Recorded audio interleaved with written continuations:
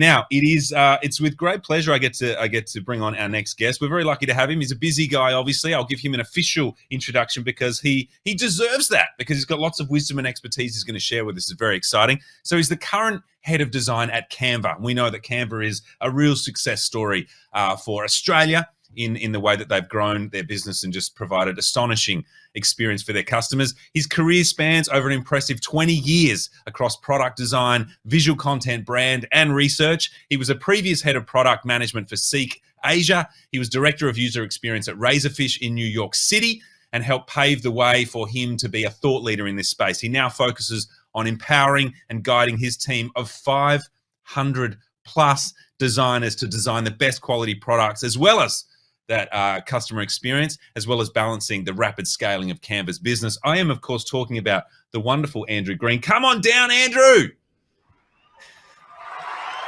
Hey, Mike. How you going? Hey, mate. How are you? Good to see you, well. buddy.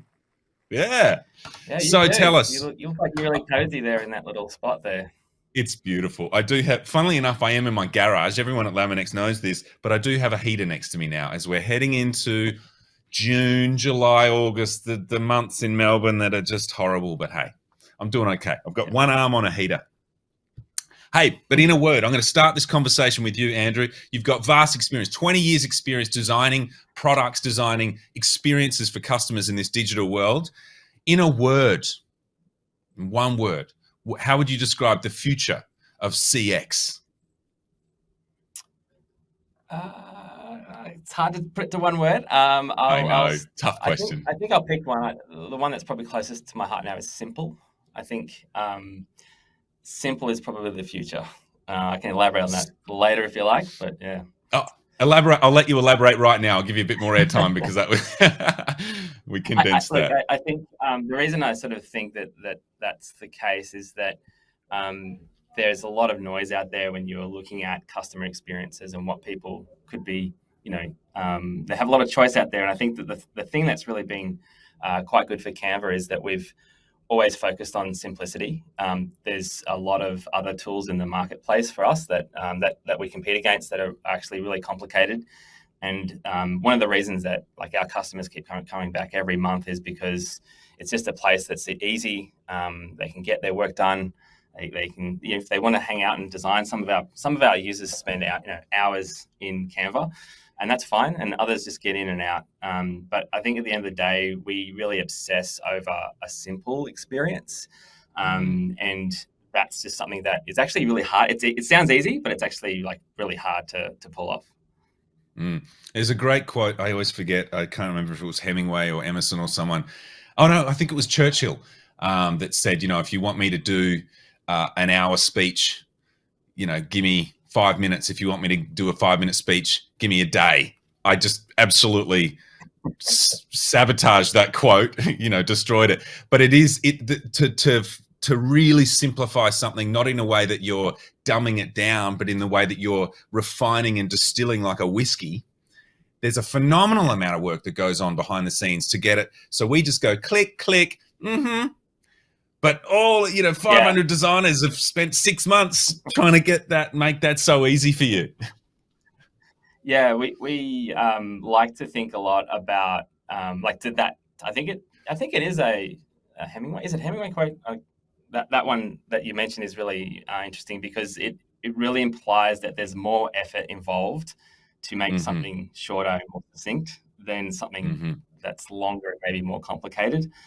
We're really big believers in that kind of reductive mindset that it's actually really easy to just add things to a customer experience, to just sort of put bells and whistles and trinkets on things. But the harder thing to do is really decide what is really there. We have a bit of a saying internally at Canva, which is like weigh up every line. And it's really, really important. And it's not just a phrase, it's something we live by every day. All of our designers are looking at every single pixel that we put into the product, and making sure that it's actually doing the best job it can do. And we actually really like it when we can reduce things on our site, when we can converge things together. And so that one little button press that a user has can have actually a lot of power to it, because of all of that like reductive thinking that we've done to get it to that point.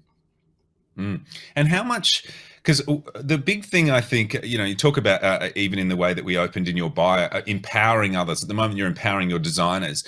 But when I think about Canva, and Simon and I have talked about this extensively, Canva is empowering its customers.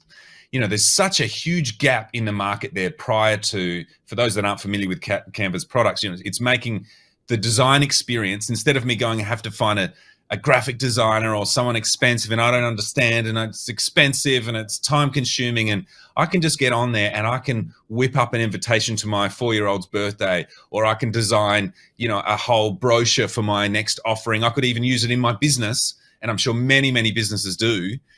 Big, large-scale corporates, they're on Canva all the time, pumping stuff out. But it's putting, your product is putting the power into the hands of the customers in a way. Am I right in kind of saying that?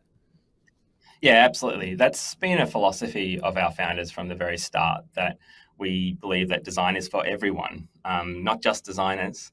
And everyone actually does include designers as well. We have a lot of designers that use our platform because it's a really easy way to work with their clients as well.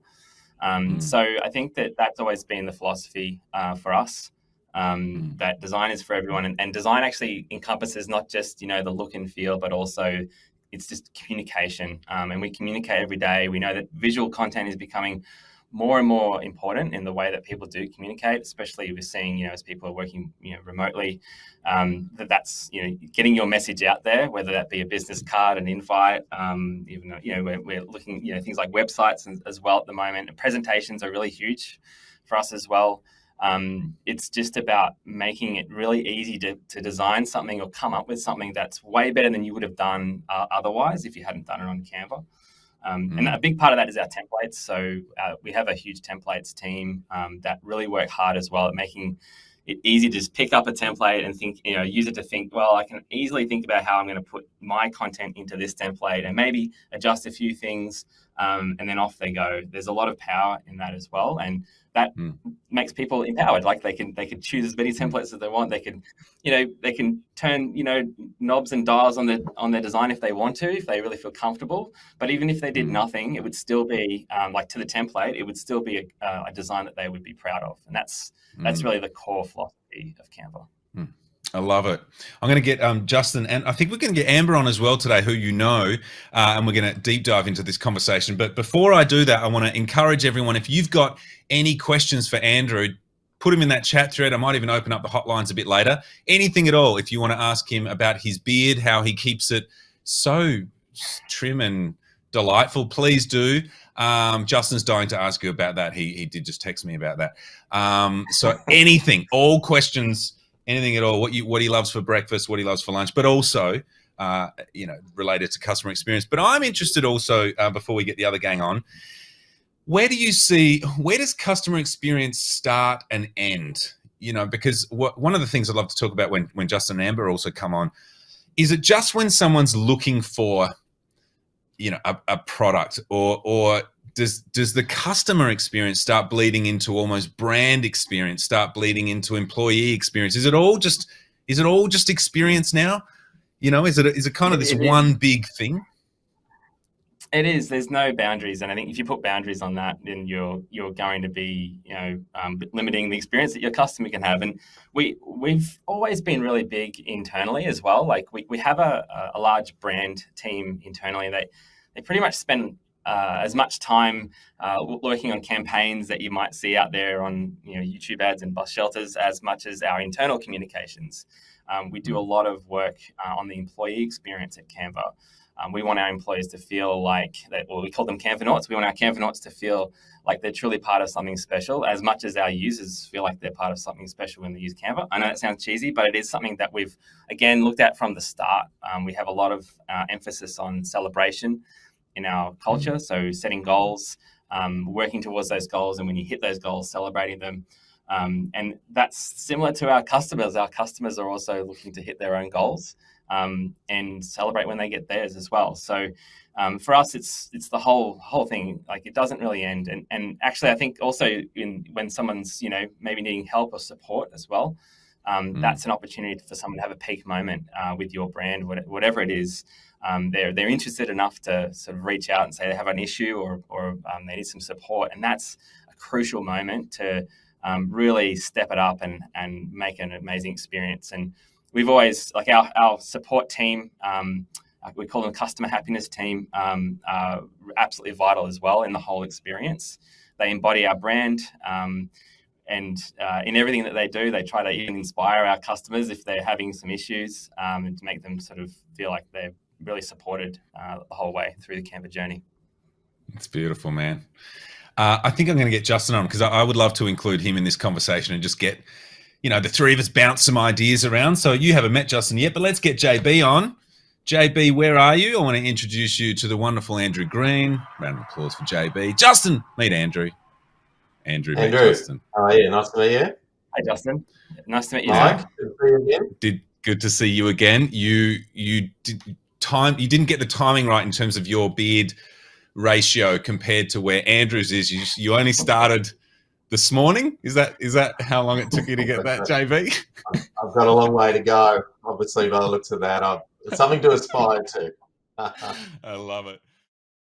I think you just saw it then, right? I mean, whether we're taking product to our customers and we've got our drivers, or it's Anne in the showroom. I think everyone leaning in. If you've got 1,400 people kind of talking and talking about the experience of Laminex, and that's as powerful as any ad or anything you can do, I think, because it's real, it's coming from people that are genuine, and often I think that's where people kind of feel the power of a brand when it feels genuine and it's not disguised, and I think they feel a connection, and we're lucky that we've got 1,400 people doing that every day, and I think therein lies the power of brand or the power of culture, and Andrew kind of unpacked that quite a bit, and just what that means, because that's one, it's very hard to duplicate. In fact, it's impossible.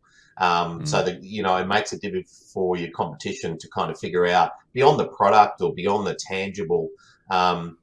Culture, you can't replicate that because that's people based. That's happening day in, day out, and you just can't duplicate that recipe, right? I'd love a question for both of you.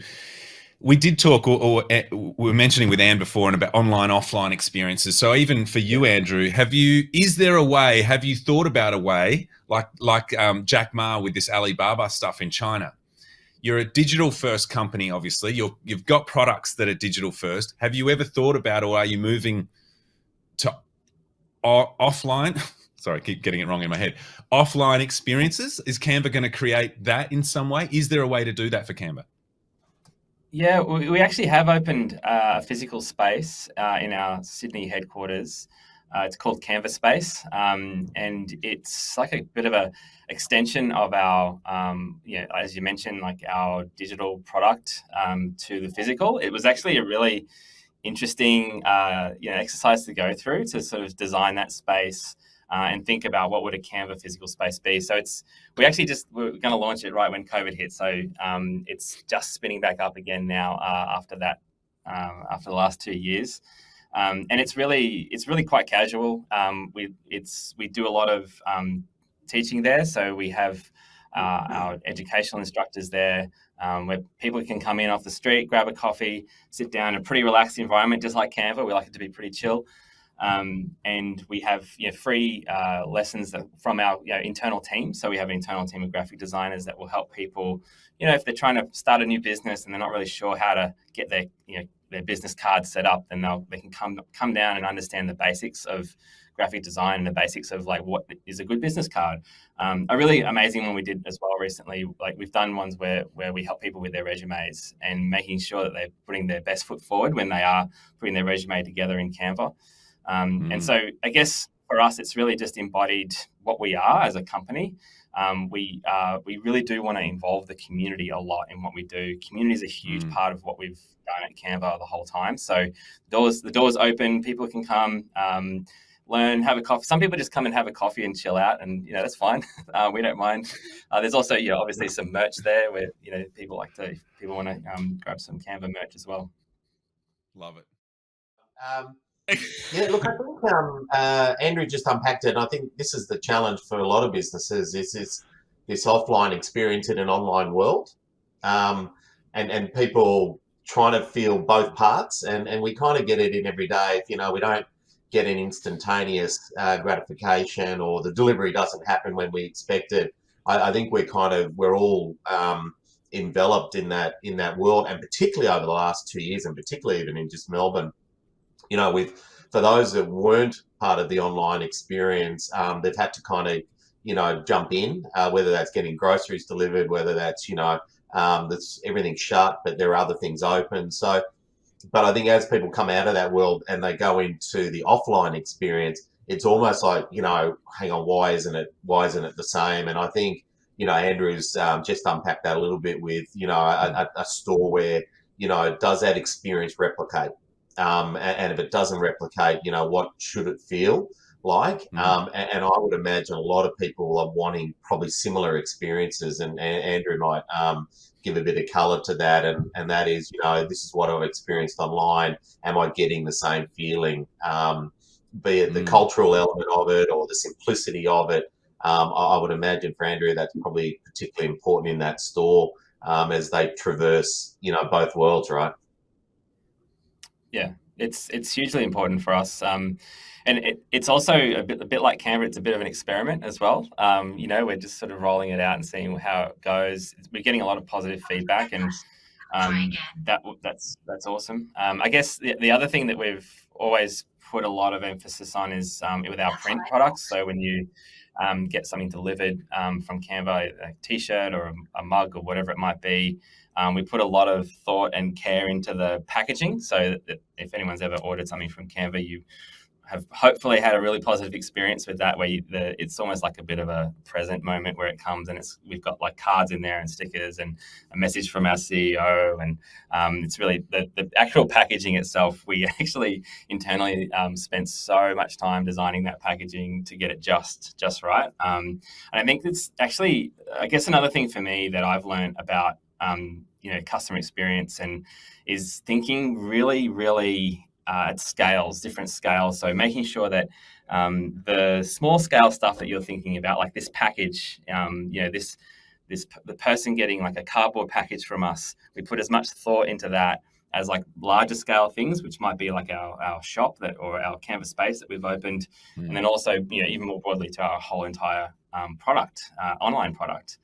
And I think that's really, really, really important to think at those scales when you're thinking about customer experience, and not thinking that things that are at smaller scale don't matter as much as things that are at bigger scale.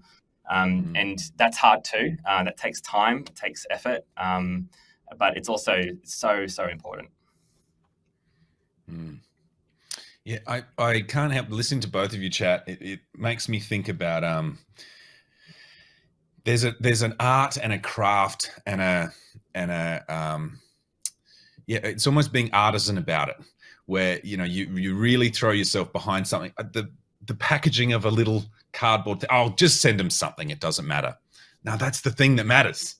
You spend so much time and resources and money and effort and talent to build this big beautiful brand or this amazing product, and the supply chain and you can throw it all away with a crappy package that you just ship because we got to go now. It's like, hang on. Having the discipline to kind of to push that out and go, hang on, this cannot leave. We're all on deadlines. We've all got targets we've got to hit, but this cannot leave until it's aligned with our brand, until the whole thing is seamless. And so that every touch point of that customer experience, no matter how big or how small, is congruent with the vibe, the energy of what we want to communicate to our community. It's not easy work. This is not an easy gig. If it was easy, everyone would be it would be doing it, right. And I think for me, that's the heart of the business. That's the kind of what I would call the pulse, right? It's the DNA. And once you understand the DNA of the business, and I think DNA for me is it's the cultural element. Those things kind of happen seamlessly because people want that experience, and they're bolted into that experience. So the packaging is just as important as the big ticket items or the next big project. because they want it to be successful. You know, and Andrew keeps, you know, mentioning the word simple, and that is as hard as anything to get right. You know, making sure it's simple and simply kind of delivered, but the execution is often obviously just as complicated. But you know, finding products and experiences that are simple. I mean, there's only handfuls of them, you know, and once you find it, and great examples, you know, that customer is with you for life. And you know, they'll keep following that experience, because simple is just, you know, in today's world, it's not easy. It's not easy to, you know, get a plane and do something simple. I mean, in our world, you know, renovation, it's go find me anyone that's had a great experience in renovation, but what a great opportunity for disruption to make it simple and to make that world simple. So you know, there's some great disruption points, but getting it simple is an art form. It's you know, Andrew's made it sound easy, but you know, I think that is really hard. Well, and even the opportunity with designing things to make that and empowering people with that whole experience, empowering people with their renos, so that they're not freaking out. So they're not like, I don't know where to start. I don't know who to call. I don't know. But that opportunity to make it simple, to make it meaningful, to make the whole process beautiful, where they feel like, hey, look at the kitchen I designed. Look at what I did. You know, and Laminex got to support that in a way that Canva gets to support theirs. We've got a great question from Mel Kroon. Was there a key customer feedback that fueled a different direction for customer experience than you were anticipating? Andrew, so did you get some feedback at any point from customers that fueled you to go, oh, hang on, we got to shift our customer experience? Or I'm gonna add on to Mel's question here. I hope I'm adding something valuable. Or would it be, no, we've got our own way of researching, and we know what the customer experience should be? Yeah, you know what I'm saying? Yeah, I think that's a really good question, Mel. One that comes to mind recently, I think, is as we've rolled out to schools. I think that we always at Canva thought that, you know, teachers love Canva. They use it a lot. And it's always been this sort of groundswell, and we thought that, you know, teachers pick it up and they start using it in classrooms, and the kids start using it in classrooms, and we'd sort of thought, well, you know, like, that's great. And then we'd go out and talk to the IT people that run schools and the district managers that run schools, and they had very different views. They felt like Canva was quite complicated. It was really hard to manage, hard to get their schools on board, hard to manage all the different users, and we really had a lot of big learnings there around making it easy for, you know, school districts to just use Canva and manage their staff. And I think for us, it was like this really, it's a few years ago now, but it was a really interesting insight around, you know, we had this really good editor. We still do. It's an amazing editing tool that everyone loves, but we also have to make it as easy to, like, manage your users. If anyone's ever managed a piece of enterprise software, they know very well that that's actually like the day-to-day grind of an administrator. And so, yeah, it was good insights that we got on that, and we worked really, really hard to make that experience as simple as you know, designing anything on Canva itself. Beautiful. What about you, JB? Have you had anything that's shifted your approach, where you've got some feedback and gone, oh, hang on, this is actually, we're going to start listening here? Yeah, I'm not talking about your employees. I mean your customers.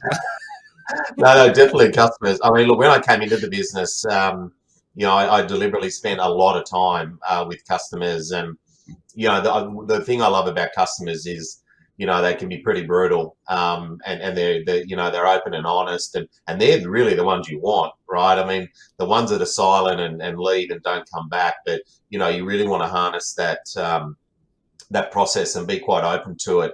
And certainly in the early days, I mean, you know, it was all guns blazing, but that gave me an opportunity to really think about, okay, directionally, what do they want? What do we have to deliver? To try and simplify the outcomes, and try and get it down to, you know, 2 to 3 things that really matter.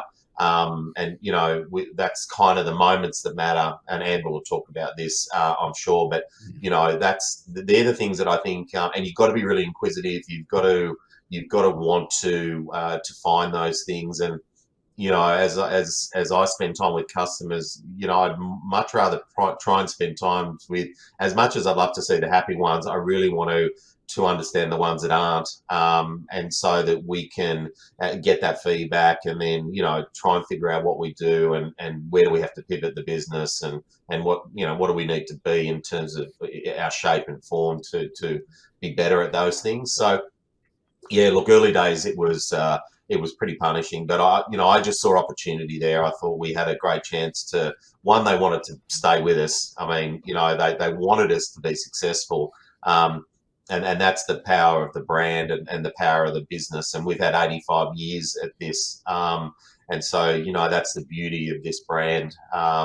We've got our customers that want us to be successful. So, you've got to deliver, you've got to do those things. And we're not there. We've still got a mile to run. But again, that's the beauty of business and customers is, there's always something to do. Beautiful. You mentioned Amber. Let's get Amber on, because I would love to hear her insights. She's been waiting patiently, listening to our conversation and disagreeing with all of it. So let's get her on to throw some fire in this. There she is. Hey, Amber. Hello. Hi. How you doing? Good, so good. I didn't realize you were waiting in the wings. So you were very patient there for the last 10 minutes, sitting there while we were rambling.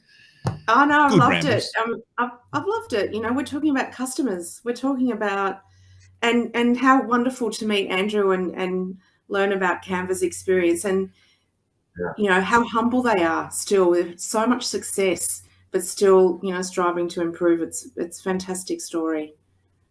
What would you love to add, Amber? Because obviously we met you on the last show, and you're back, and you tried to leave Laminex, and JB said no. You got to come back, and you were thrilled. It's dream job. I remember you saying, "Oh my God, I get to come back to this beautiful family." I mean, now your experiences now, you're up and you're creating magical things. And so, building on this conversation, what excites you most now about the opportunities around customer experience? What we can create at Laminex and all businesses? Yeah, well, I'm coming right back to that single word of Andrew's, which is simple, and realizing how hard it is to deliver simple.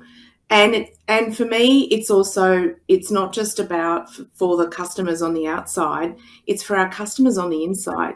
It's our sales and our customer service and our supply chain team members. How do we also help make their life easier so they can actually do more or deliver that wonderful experience for the customers that's really consistent?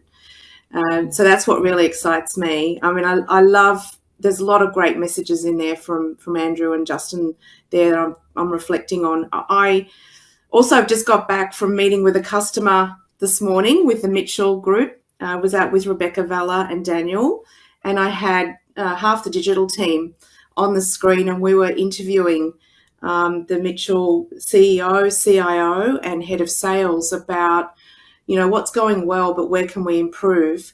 And you find that there are some really simple things that that either we've created and they're not using because they're not aware of it, or that we've missed. And so sitting down with customers and listening to them is, for me, so inspiring.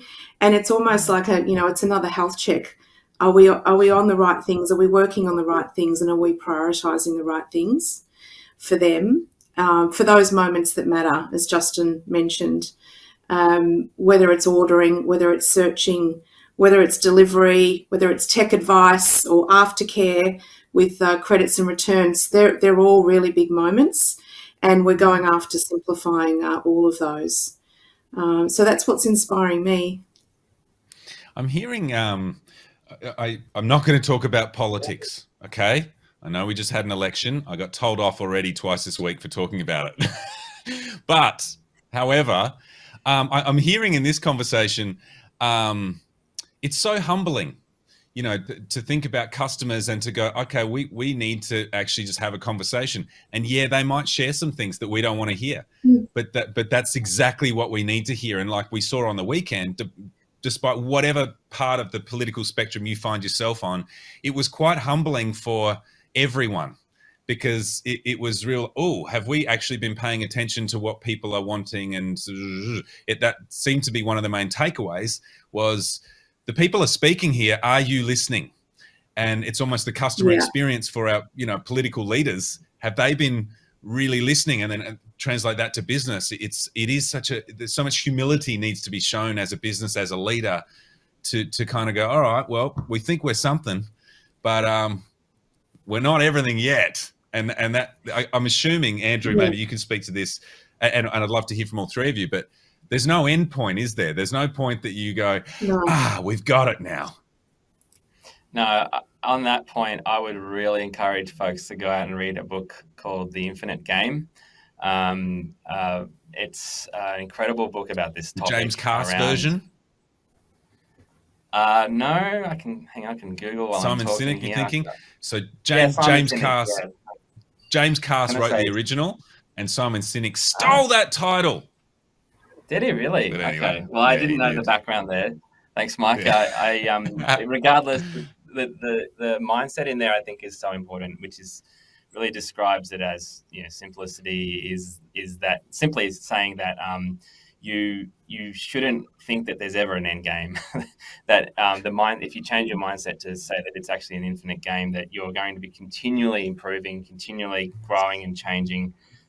It's so powerful. And I think that there's probably a bunch of companies that have thought that they've sort of reached their point and they've nailed it, and then obviously disruption theory kicks in, and then something cheaper and easier comes in, and people start to use it. And I think that it's so important to have that mindset. And it's I guess any customer experienced person at any level should be constantly interviewing their users and interviewing their customers, and understanding and be inspired, and also like figuring out how you can package those insights for your team who may not be as connected to the customers to feel that as well.